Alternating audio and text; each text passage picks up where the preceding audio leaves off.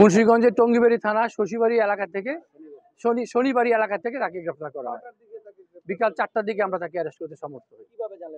আমরা আমাদের গোয়েন্দা টিম সেখানে কাজ করতেছিল বেশ কিছুদিন ধরেই, এবং আজকে আমরা খবর পাই যে সে ওই এলাকায় রয়েছে, এবং আমরা ওখানে র্যাব 11 থেকে তার ভাড়া বাসায় আমরা অভিযান পরিচালনা করি এবং তাকে গ্রেফতার করতে সমর্থ হই।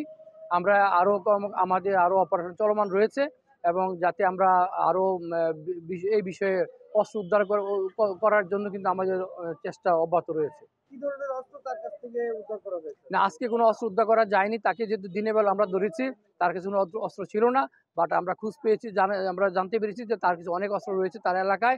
আমরা সেই বিষয়ে আরো আমাদের তদন্ত আমাদের গোয়েন্দা টিম কাজ করতেছে, আমরা সেই ব্যাপারে অপারেশন অব্যাহত রাখবো।